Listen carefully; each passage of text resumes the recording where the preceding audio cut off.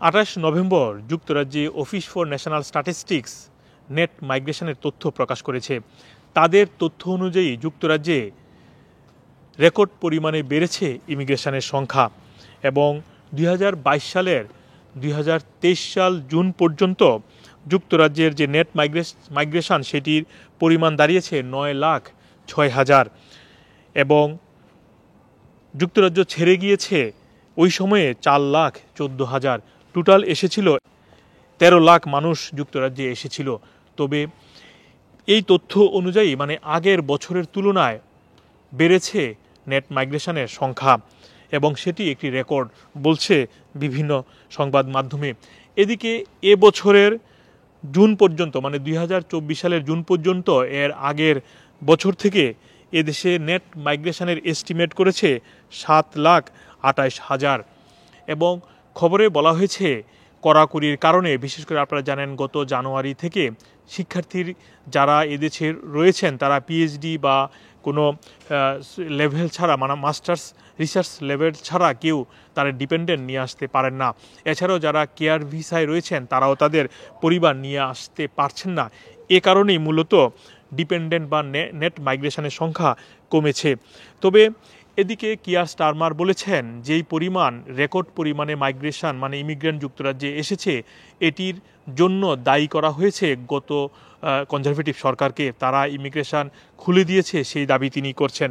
তবে অন্যদিকে গত সরকারের কয়েকজন মন্ত্রী দাবি করেছেন, সোহেলা ব্রাভারম্যান যিনি স্বরাষ্ট্র মন্ত্রণালয়ের দায়িত্ব ছিলেন তিনিও দাবি করেছেন বর্তমানে যেই তথ্য এসেছে এস্টিমেট যে তথ্য 7,28,000 রয়েছে সেটি তাদের অবদান, তাদের কঠোরতার কারণে ইমিগ্রেশন বর্তমানে কমে দাঁড়িয়েছে। অন্যদিকে শ্যাডো সেক্রেটারি বলেছেন এই কিয়ার স্টারমার যে বক্তব্য দিয়েছে আজকে তার বক্তব্য থেকে ইমিগ্রেশন বিষয়ে স্পষ্ট কোনো তথ্য উঠে আসছে না। এসব বিষয়ে তারা উদ্বেগ বলেও প্রকাশ করেছেন। এদিকে আপনারা জানেন গত কয়েক বছর ধরেই যুক্তরাজ্যে যারা ইন্টারন্যাশনাল শিক্ষার্থী রয়েছেন, আন্তর্জাতিক শিক্ষার্থী সহজ করার কারণে অনেকেই বিভিন্ন দেশ থেকে এসেছেন। তবে এবছর জানুয়ারি থেকে সেই সংখ্যাটি অনেকটাই কমে এসেছে এবং এই কমে যাওয়ার কারণেও বর্তমানে যে নেট মাইগ্রেশন কমে দাঁড়িয়েছে বর্তমানে 7,28,000। অন্যদিকে আরও একটি তথ্য সেখানে প্রকাশ করা হয়েছে, বিশেষ করে যারা অ্যাসাইলম ক্লেম করেন সেই অ্যাসাইলম ক্লেমেরও একটি তথ্য প্রকাশ করেছে। বর্তমানে অ্যাসাইলম ক্লেম করার জন্য ওয়েটিং লিস্টে রয়েছে প্রায় 1,30,000-এর উপরে ওয়েটিং লিস্টে রয়েছে।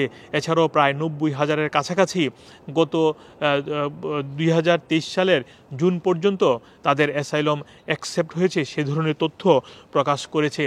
এছাড়াও যেই স্ট্যাটিস্টিক্স যে তথ্য প্রকাশ করেছে কোন দেশ থেকে সবচেয়ে বেশি ইমিগ্রেন্ট এসেছে সেটিরও একটি তালিকা প্রকাশ করেছে। সেই তালিকায় 5টি দেশের মধ্যে বাংলাদেশ নেই। সেখানে ইন্ডিয়া, পাকিস্তান, নাইজেরিয়া, জিম্বাবুয়ে সহ কয়েকটি দেশের নাম থাকলেও সেখানে বাংলাদেশের নাম নেই। তবে আপনারা জানেন নতুন সরকার প্রায় 14 বছর পর ক্ষমতায় আসা লেবার পার্টি ইমিগ্রেশন নিয়ে কঠোর অবস্থানে রয়েছেন, নানা সময় সেই বক্তব্য এসেছে। এছাড়াও যারা অবৈধভাবে যুক্তরাজ্যে আসবেন তাদের বিষয়েও কঠোর অবস্থানে রয়েছে যুক্তরাজ্যের নতুন government. Mohammad Abdul Hannan, 2A news, যুক্তরাজ্য।